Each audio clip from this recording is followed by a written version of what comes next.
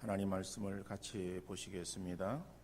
구약 성경 사무엘상 10장 1절에서 8절 말씀이 되겠습니다.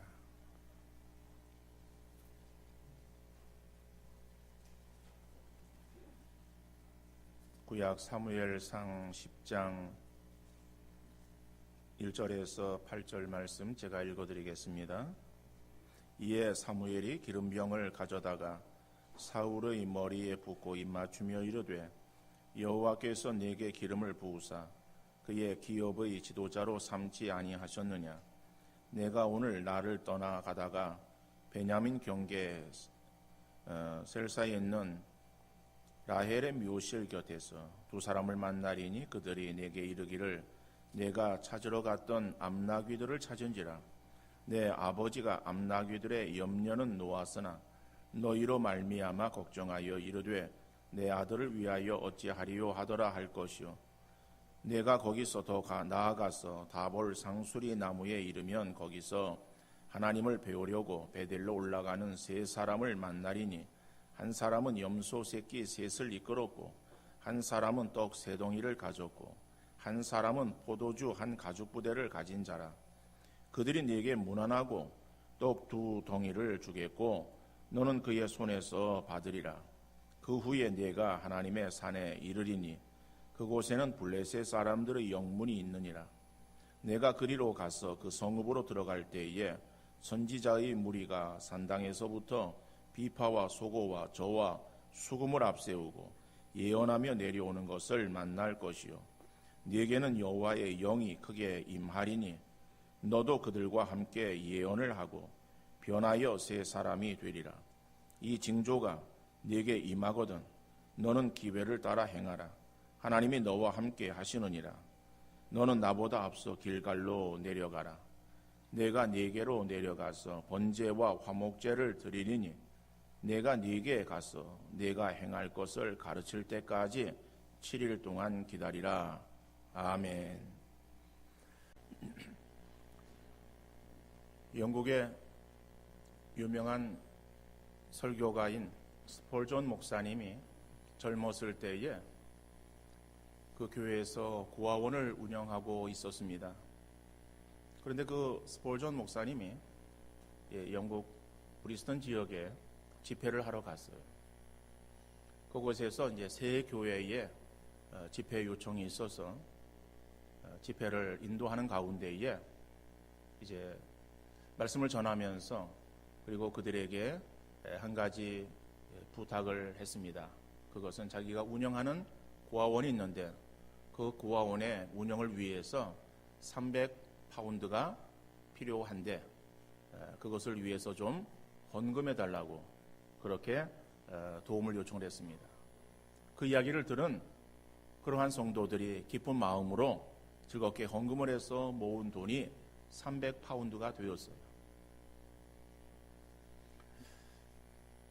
그 스폴전 목사님이 행복한 마음으로 집회도 잘 되어지고 모금도 잘 되어서 이제 고아원이 걱정이 없겠다 싶어서 이제 기분 좋게 잠자리에 들었습니다. 그러면서 이제 저녁 기도를 하는 거예요. 기도를 하는 가운데에 성령께서 스폴전에게 스폴전아, 너 그 300파운드 있지? 예, 있습니다. 너 그럼 그것을 조지 뮬러에게 갖다 주어라 라고 하는 그러한 이제 주의 음성이 들리는 거예요. 이 스폴전 목사는 아니 우리 고아원에 쓸 건데 왜 조지 뮬러에게 주라고 하는 것일까? 조지 뮬러에게 주어라라고 하는 그 말을 내가 잘못 들은 거겠지라고 생각을 했어요. 그런데 이어서 같은 말씀이 들립니다. 스폴전 목사야, 조지 뮬러 목사에게 갖다 주어라. 이 스폴전 목사는 성령의 명령을 어길 수 없었습니다. 그 다음날 가고 싶지는 않았지만은 성령님의 말씀하시니까 300파운드를 가지고 조지 뮬러 목사를 찾아갔습니다. 조지 뮬러 목사는 이 스폴전 목사와 함께 고아원을 운영하는 그러한 목사님이셨어요. 그래서 스폴전 목사의 방문과 함께 이 300파운드를 받더니 오 할렐루야 하면서 기뻐했어요. 이 조지 밀러 목사는 고아원에 지금 아이들을 먹이기 위해서 그래서 그리고 고아원 운영을 위해서 300파운드가 필요해서 그것을 위해서 하나님 앞에 몇 주 동안 기도를 했는데 하나님께서 목사님을 통해서 내게 응답해 주셨다라고 아주 기뻐했습니다. 그런데 스폴전은 이제 그것을 주고 그리고 이제 돌아오면서 시무룩한 그러한 마음으로 발걸음을 옮깁니다. 그런데 속에서 불평이 일어나는 거예요. 아니 하나님이 사람을 이렇게 차별하실 수 있느냐? 왜 조지 밀러는 사랑하시고 나는 사랑하지 않는가 하는 그러한 마음이 그의 속에 불평으로 나타나게 되었어요. 그러던 가운데 자기 사무실로 돌아옵니다. 그런데 사무실에 봉투가 하나 와 있어요. 무슨 봉투인가 하고 뜯어보았더니 거기에 돈이 들어있어요. 그 돈은 300기니였습니다. 기니라고 하는 것은 영국의 화폐 단위인데 지금은 사용하지 않는 것 같아요. 그런데 파운드, 지금은 파운드로 쓰고 그 파운드 전에 쓰였던 그러한 돈인데 이 파운드보다 약간 더 가치가 있는 그러한 돈이었던 것 같습니다. 그래서 300기니는 300파운드에다가 300실링을 더한 가치의 돈이었습니다. 그래서 그 봉투를 열어본 이 스폴전이 하나님은 원금만이 아니라 이자까지 더해 쳐주시는군요 라고 하나님의 그런 인도하심에 감사하며 고백을 했습니다. 우리 가운데 역사하시는 하나님의 인도하심은 아주 정확하십니다. 사람의 계산보다 더 정확하게 인도하시는 하나님이십니다. 사람의 발걸음을 아주 치밀하게 인도하시는 하나님의 역사하심이 있습니다. 우리는 미래의 일을 알지 못해요. 내일 일을 알지 못해요. 만약에 스폴전 목사가 유명한 설교가고 유명한 그러한 그 목사님이었지만은 그러나 그가 내일 일을 알았더라면은 그의 마음 가운데에 한편으로 불평하는 마음이 들었겠어요? 하나님이 내일이면은 내게 300기니를 주실 터인데 내가 300파운드 이거 조지 밀러에게 준다고 내가 무슨 손해 나는 일이 있겠는가 라고 하는 마음을 가졌을 거예요. 그런데 스폴전 목사도 역시 내일 일을 알지 못했어요. 연약한 인간에 불과했습니다. 그러나 조지 밀러는 그 다음에 일을 알지 못했지만은 하나님은 하나님의 역사를 하나님의 뜻 가운데에 정확하게 이루어 가시고 계시는 것을 알 수가 있습니다. 우리가 지난주에는 이 사울의 왕됨에 있어서 하나님께서 그 사울을 어떠한 조건을 보시고 왕으로 세우셨는가라고 하는 것을 살펴보았습니다. 오늘은 하나님께서 사울을 사무엘에게로 인도하십니다. 나귀를 찾지 못하고 그리고 돌아가려고 하는데 종을 통해서 사무엘을 결국에는 소개받고 그래서 그 사무엘을 이제 찾아가게 되어지고 하나님께서는 그 사울이 오기 전에 사무엘에게 내가 사울을 만날 터인데 사울이 초대 이스라엘의 왕으로 내가 예배해 놓은 사람이다. 너는 그가 오면 그에게 기름을 부으라고 말씀하십니다. 그리고 사무엘이 성전자가 어디 있냐라고 물으며 사울과 만나게 되어지고 그리고 오늘 본문에서 보면은 그 사울에게 기름을 부으려. 그러니까 기름을 부어서 이것은 하나님께서 당신을 이스라엘의 왕으로 세우신 그러한 증거입니다. 하나님의 택정하심에 대해서 그에게 보여주고 그러면서 어리둥절하고 있는 그러한 사울에게 세 가지의 징조를 알려줍니다. 그리고 그러한 세 가지 징조가 당신에게 일어나게 되어지면은 그러면 그것은 하나님이 당신을 이스라엘 왕으로 세우신 것을 확신하고 너는 이제는 담대하게 그리고 소신껏 맡겨진 일을 감당하기 바랍니다 라고 하는 그러한 부탁을 행하는 것이 오늘 본문에 나와 있습니다. 자, 그러면은 첫 번째로 하나님의 택정하심을 우리가 한번 살펴보기를 원합니다. 오늘 본문 1절 말씀입니다. 이에 사무엘이 기름병을 가져다가 사울의 머리에 붓고 입맞추며 이르되 여호와께서 내게 기름을 부으사 그의 기업의 지도자로 삼지 아니하셨느냐. 자, 사울의 머리에 기름을 붓습니다. 그리고 너를 그의 기업의 지도자로 삼으셨다라고 말하는 거예요. 여기서 기업이라고 하는 것은 여호와의 기업을 말해요. 근데 성경에서 보면은 이스라엘 백성들을 여호와의 기업이라고 그렇게 표현하고 있습니다. 또 우리의 자녀들을 여호와께 주신 기업이라고 그렇게 말씀하고 있습니다. 다시 말하면 하나님께 속한 백성들, 그 백성의 지도자로 너를 세웠다. 그 세운 그러한 그 표시로 기름을 붓습니다. 그래서 기름을 붓는다라고 하는 것은 하나님과의 그러한 언약적인 관계가 형성되었음을 말하는 거예요. 다시 말하면은 기름을 부었다라고 하는 것은 이제 왕으로 세워진 것을 말하는 거예요. 그런데 구약에 보면은 기름을 붓는 것은 왕에게만 기름을 부었던 것은 아닙니다. 기름을 붓는다라고 하는 것이 그것이 그리스도라고 하는 거예요. 기름 부음을 받은 자. 그래서 그것은 왕, 제사장, 선지자 이러한 직분에게 기름이 부어집니다. 그래서 우리 예수님께서는 왕으로, 제사장으로, 선자로 우리에게 오신 주님이시죠.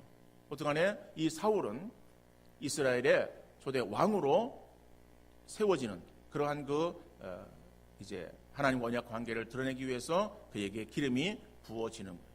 그러니까는 그 기름이 부어졌다라고 하는 것은 사울이 이제 하나님을 대신해서 하나님의 대리자로 이스라엘 백성들의 왕이 되었다. 그래서 왕이 되어서 이스라엘 백성들을 통치하게 되어지고 이스라엘 백성들은 사울에게 명령에 따라야 되는 그러한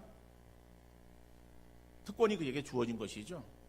자, 그런데 그럼 왕으로서 이스라엘 백성들을 다스리는 권한만 이 사울에게 주어진 것이 아니라 사울은 하나님께 대해서 왕으로 섬기며 그 앞에 순종해야 되는 관계가 되었음을 또 말하고 있는 거예요.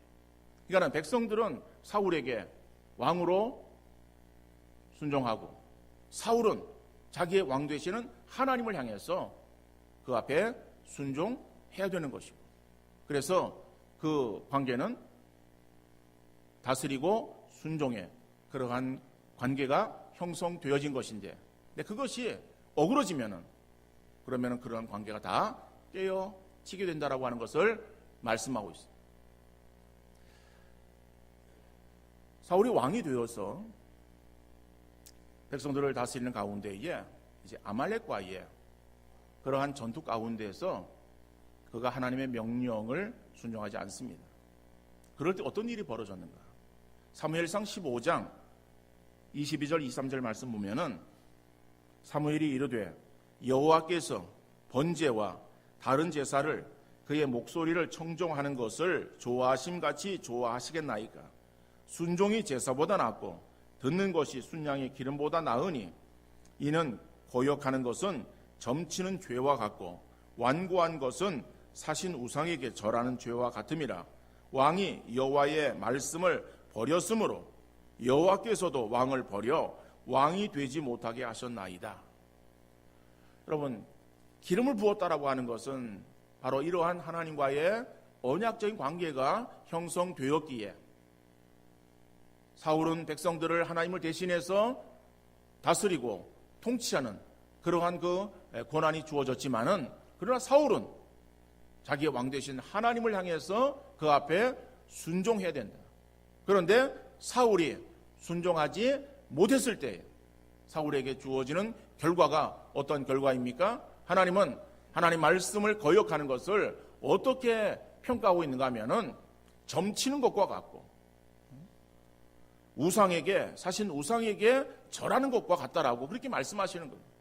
여러분, 우상 숭배는 하나님이 제일 싫어하시는 죄악 아닙니까? 그런데 하나님 말씀을 거역하는 것을 바로 우상 숭배의 죄와 동등하게 평가하고 계시는 거예요. 그래서 왕이 여호와의 말씀을 버렸으므로 여호와께서도 왕을 버려 왕이 되지 못하게 하셨나이다라고 하는 거예요. 그래서 사울이 왕이 되었다가 결국 그의 아들로 인해서 이어지는 것이 아니라 결국 죽음으로 그의 인생의 끝을 맺게 되는 것을 우리가 잘 알고 있습니다.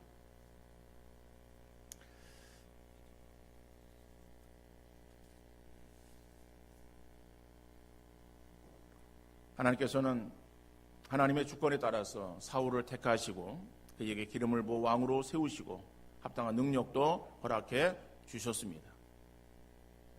자, 하나님께서는 오늘 저와 여러분을 하나님의 자녀로 인쳐주시고 일꾼으로 삼아주신 거예요.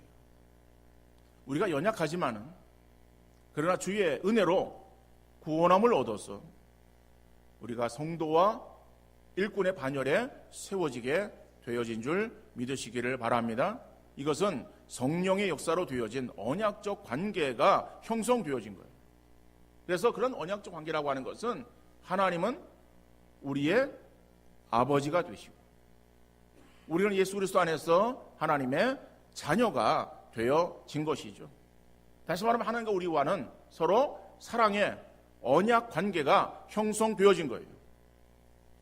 그러므로 우리는 하나님을 사랑하되 우리의 마음과 뜻과 정성을 다해서 하나님만 사랑해야 될 줄로 믿습니다.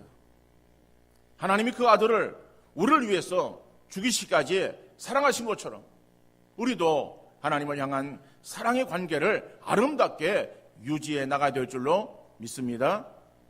하나님을 사랑하는 자, 하나님께서 우리에게 은혜를 베풀어 주시는 거예요. 그러나 하나님을 멀리하는 자, 하나님을 떠나는 자, 하나님이 그들을 돌보지 아니하시겠죠.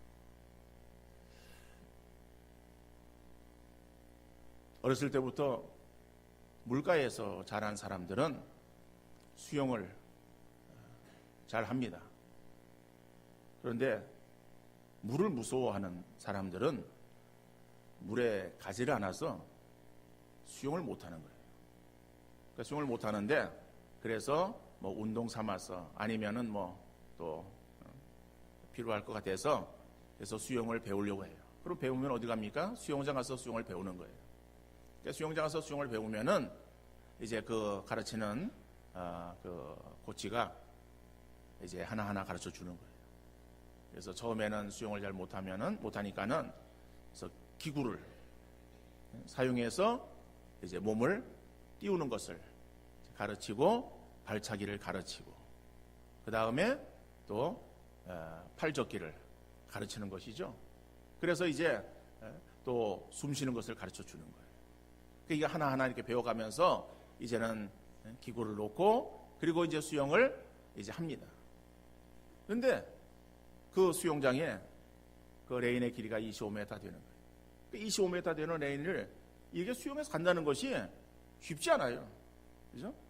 조금 가다 보면은 얼마 안 갔는데 그냥 숨이 차가지고 거기 서게 되고 또다시 그래서 가면은 그 25m를 가려고 그러면은 몇 번을 쉬었다가 가는 거예요. 나는 열심히 발차기도 하고 그리고 팔도 열심히 졌는데 몸은 안 나가요. 힘들어. 25m 그거 한 번 가기도 힘들어요. 수영을 잘하는 사람이야 뭐 그걸 그냥 아주 몇 바퀴를 그냥 아주 수월하게 왔다 갔다 할 수 있지만은 처음에는 힘들어요. 여러분, 처음 수영을 배우는 사람이 그 수영을 해서 앞으로 나가기가 굉장히 힘이 드는데 쉽게 나가는 방법이 있어요. 열심히 다리를 줬고 팔을 줘도 잘 안 나가는데 잘 나갈 수 있는 그러한 그 방법, 발에다가 오리발을 끼면 돼요. 오리발을 끼면은요, 이 발차기를 하면은요, 이게 몸이 앞으로 쭉쭉 나가요. 그래서 25m 레인을 쉬지 않고도 그냥 끝까지 갈 수 있어요.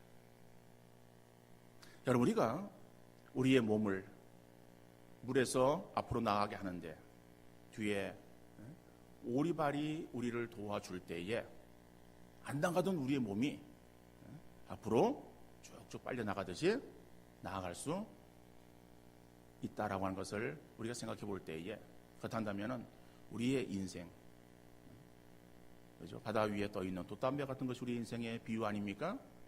그 바람으로 갈 수밖에 없는 돛담배. 그죠? 바람이 불면 가고 바람이 안 불면 잘 안 가고, 그래 돛을 이리저리 움직이면서 가는 그러한 그 돛담배 같이 연약한 우리 인생에 하나님을 더욱더 바라보는 믿음이 있을 때 우리는 거기 강력한 모터를 장착한 것처럼 그 돛담배는 아주 앞으로 전진하고, 그리고 나아가는 데 아무런 문제 없이 평탄한 삶을 살게 되어질 줄로 믿습니다. 내 힘이 아니라 하나님이에요. 그러니까 우리가 하나님과의 관계가 어떠한 관계인가? 나를 하나님께서 자녀로 불러주셨다라고 할 때에 내가 하나님께 대해서 어떠한 자세를 가질 것인가? 우리는 하나님의 말씀에 순종하고 하나님 말을 바라보는 믿음으로 살아가야 되는 그러한 존재인 줄 믿으시기를 바랍니다. 두 번째로는 확신 주심이에요. 오늘 본문 2절로 6절 말씀을 보면은 세 가지 징조가 나옵니다. 그 세 가지 징조가 예언으로 나타나고 있는데, 바로 이것은 사울이 왕이 되어질 것, 다시 말하면 하나님께서 왕으로 세웠다라고 하는 확신을 주시기 위해서 말씀하시는 그러한 예언이에요. 본문 2절에 보면은 첫 번째 징조로 라헬의 묘실 곁에서 두 사람 만날 것인데, 그들이 잃었던 암나귀들을 찾았다는 것과 그 다음에 아버지 기스가 사울로 인해서 걱정한다라고 하는 것을 알려줄 것이다 라고 하는 그러한 이 내용에 대해서 언급하고 있어요. 이게 첫 번째 징조죠. 두 번째 징조는 3절로 4절에 나오는 내용 말씀인데, 다볼 상수리 나무 아래에 이르게 되어지면은 하나님께 나아가기 위해서 베델로 올라가는 세 사람을 만날 것이다. 근데 그 중에 한 사람은 염소 새끼 3마리를 가졌고, 또 한 사람은 떡 3덩이를 가졌고, 다른 한 사람은 포도주 가죽 부대를 가지고 길을 가다가 그 세 사람이 사울에게 문안하고 떡 2덩이를 너에게 줄 것이다 라고 하는 두 번째 징조의 내용이다 라고. 세 번째 징조의 내용은 5절로 6절 말씀이에요. 사울이 블레셋 영문에 있는 하나님의 산에 이르러 성읍으로 들어갈 때에 산당에서부터 여러 악기를 가지고 예언함에 내려오는 선지자 무리를 만날 것인데, 그때 사울에게 여호와의 신이 임하여서 그들과 함께 예언하고, 그리고 내가 변하여 새 사람이 될 것이다 라고 하는 그러한 세 가지 징조를 예언합니다. 미리 말해주는 거죠. 그리고 이 징조가 또 이루어지면은, 그러면 네가 하나님께서 너를 분명히 왕으로 세웠다라고 하는 확신을 가지고, 그리고 그 일을 잘 감당해라, 그런 것이죠. 근데 이 징조에 대한 그러한 주시는 교훈을 우리가 잠깐 생각해 보면은, 첫 번째 징조는 인간의 모든 걸음을 하나님께서 인도하신다는 것을 보여주는 것으로 사울로 하여금 모든 일을 섭리하시고 주관하시는 하나님께 자기 자신을 온전히 의뢰하도록 행하는 것이 이 첫 번째 그러한 그 징조에서 주는 그러한 교훈이다, 이렇게 볼 수 있어요. 그러니까 내가 하나님을 더욱더 온전히 의뢰하라. 두 번째 징조는 사울에게 인간 사이의 일보다 하나님과의 관계 정립을 위한 하나님과의 교제가 우선돼야 된다라고 하는 것을 나타내고 있는 그러한 징조예요. 그러니까 하나님의 그러한 그 백성들을 통치하는 사울에게 있어서 우선시되어야 하는 것은 사람과 관계가 아니라 하나님과의 관계, 그것을 먼저 정립해야 된다. 세 번째 징조에서 주는 교훈은 하나님 백성을 지도할 자는 왕이 되어질 그 사울에게 있어서 하는 말이죠. 하나님의 인도하심과 가르침을 받고 하나님의 영으로 감동되어야 된다. 다시 말하면 성령 충만해야 된다는 거예요. 자, 그래야 하나님의 일을 행할 수 있다라고 하는 그러한 그 교훈이 들어있는 징조죠.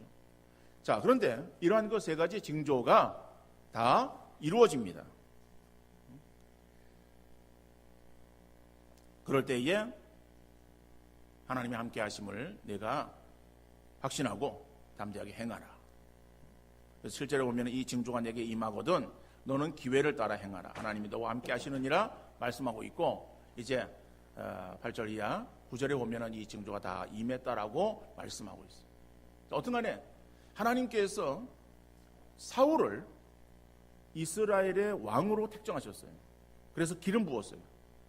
그러니까는 택정함을 받은 사울은 이제는 내가 왕이 되었다라고 하는 그러한 그 자기 자신만을 바라보는 것이 아니라 나를 택정해 주신 하나님, 그 주인 되시는 하나님을 더욱더 바라보고 하나님을 의지하고 하나님 말씀에 순종하는 삶을 살아야 된다는 것이죠. 자, 그리고 하나님께서 사울을 왕으로 세우신 것, 이것은 사울이 잘나서 세워진 것은 아니다. 그러나 하나님께 너를 세워주셨기에 너에게 합당한 능력도 허락해 주실 것이기에 하나님을 더욱더 바라보고 하나님 안에서 그 주어지는 모든 사명들을 잘 감당하라고 지금 말씀하고 있는 거예요. 여러분, 하나님께서는 오늘도 사람을 세워서 역사하시는 하나님이십니다. 그리고 사람을 세워서 일을 맡기실 때에 그의 합당한 은혜도 입혀 주시는 줄 믿으시기를 바랍니다. 하나님은 온 우주의 주인이 되시는 거예요. 모든 걸 주관하세요. 그리고 세상의 모든 일을 하나님께 다스리시고 주관하시는 거예요. 그런데 그 일을 행하실 때에 하나님께서 직접 행하시는 하나님은 아니십니다. 하나님 역사하시는 그러한 방법 중에 사람을 통해서 일을 행하시는 거예요. 자, 사람을 통해서 일을 행하실 때에 사람을 세우시는 이가 하나님이시죠. 그러면은 하나님이 세워주셨다라고 하는 그 일꾼은 하나님께서 세워주시면서 그에 합당한 능력도 허락해 주시는 거예요. 그런데 사단은 하나님이 주시는 능력을 바라보기를 원하는 것이 아니라 자꾸 자기 자신을 바라보게 만드는 거예요. 그러니까 우리 자신을 바라볼 때에 우리는 자신이 없어요. 두려워해요. 불안해요. 그래서 그 일에 대해서 주저하는 거예요. 근데 그런 마음은 하나님이 주시는 마음이 아니라 사단이 주는 마음이다라고. 사단은 우리를 불안하게 만들고 두렵게 만드는 거예요. 그럴 때에 사단의 그러한 그 권세를 우리가 주님의 능력으로 물리치시고 나와 함께 하시는 하나님을 더욱더 바라보시는 여러분들 되어질 수 있기를 간절히 바랍니다. 여러분, 사사시대에 삼손이라고 하는 사사가 있었습니다. 삼손은 우리가 잘 알고 있는 사사죠. 삼손이 이스라엘의 사사가 되었을 때에 그때는 블레셋이 이스라엘을 점령하고 있었고 또 통치하던 때예요. 그때에 이 삼손이 이스라엘 사사가 되어서 블레셋과 이제 작은 전쟁을 벌이고 있는 거예요. 한 번은 이 블레셋 군사가 삼손을 잡으러 와요. 잡으러 올 때 그럴 때에 삼손에게 하나님의 영이 임합니다. 그러니까 성령이 임하게 되어지는 거예요. 그러니까 삼손이 능력을 얻어. 그래서 그 자기를 잡으러 오는 그 블레셋 군사들과 맞서 싸우는 거예요. 그런데 사울의 손에 뭐가 들려있는가 하면은 나귀 턱뼈가 들려있다는 거예요. 다시 말하면 나귀 턱뼈는 그건 뭐 이렇게 죽은 나귀, 그래서 사람들이 뭐 고기를 뭐 어떻게 했는지 어떤 간에 그래서 그 나귀 턱뼈가 그냥 옆에 굴러다니는 거, 그거를 취하는 거예요. 근데 그것이 오래된 것이 아니라 그것이 뭐 얼마 되지 않은 새 것이다. 다시 말하면 좀 단단한 그러한 나귀 턱뼈였던 것 같죠?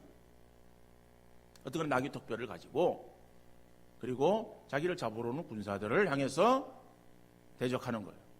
대적해서 블레셋 군사 몇 명을 죽이는가 하면은 1000명을 죽여요. 사사기 15장 16절에 보면은 이르되 나귀 턱뼈로 한 더미 두 더미를 쌓았으며 나귀의 턱뼈로 내가 1000명을 죽였도다 하느니라. 여러분, 삼손이 장사예요. 천하장사입니다. 자, 천하장사 그 삼손이 칼이 아니라 창이 아니라 나귀 턱뼈로 1000명을, 상대의 그러한 그 조건 군사들을 1000명을 물리쳤다. 대단하죠? 근데 삼손이 무엇으로 그 일을 행했습니까? 나귀 턱뼈예요. 이 머리 중에서 나귀 턱뼈는 이쪽 부분이겠죠. 그죠? 이런 부분, 뭐 그게 얼마나인지 잘 모르겠어요. 그러나 아무리 커도 그게 무슨 뭐 무기가 될 수 있겠어요? 무기라고 하기에는 너무 빈약하잖아요. 우리가 다윗을 볼 때에 다윗이 블레셋의 장수 골리앗과 대적해서 싸우지 않습니까? 골리앗은 사울 군대 전체가 두려워서 떨던 그러한 사람이에요. 엄청난 사람이에요. 자, 그 골리앗이 이끄는 블레셋의 그러한 군대 앞에 사울이 이끄는 이스라엘 군대는 지금 주눅이 들어가지고 싸울 엄두도 못 내고 지금 방어 태세만 갖추고 지금 잠잠히 있는 거예요. 다윗이 나가서 골리앗과 1대1 싸웁니다. 요즘 말로 하는 속된 표현으로 하면 뭐예요? 맞짱을 뜨는 거예요. 1대1 맞짱을 뜨는데 다윗이 쓴 무기가 뭡니까? 물매 돌이에요. 물매라고 하는 것은 이렇게 해요. 돌리다가 거기 한쪽 끝을 선을 이렇게 놓으면은, 그러면은 거기에 돌리고 있던 그러한 그 돌멩이가 날아가게 되는 거예요. 그래 그걸로 상대를 맞추게 되는 것이죠. 그런데 골리앗을 쓰러뜨렸던 그 돌멩이가, 여러분 뭐 이만한 그런 거 바위돌이겠어요? 바위돌을 어떻게 돌려요? 어린 소년이. 작은 돌멩이에요. 얼마나인지는 몰라요. 그러나 다윗이 돌릴 수 있는 그러한 정도의 작은 돌멩이였어요. 그러한 돌멩이가 사람에게 위협이 될 수 있지만은 그 돌멩이는 보잘것없는 거예요. 그렇지만은 다윗의 손에 들렸을 때에 그것이 하나님의 능력으로 사울 군대가 두려워 떨고 있던 골리앗을 무너뜨렸어요. 나귀 턱뼈가 보잘것없지만은 삼손의 손에 들렸을 때에 1000명의 블레셋 군사를 쳐서 물리치는 그러한 능력의 무기가 될 수 있었던 것입니다.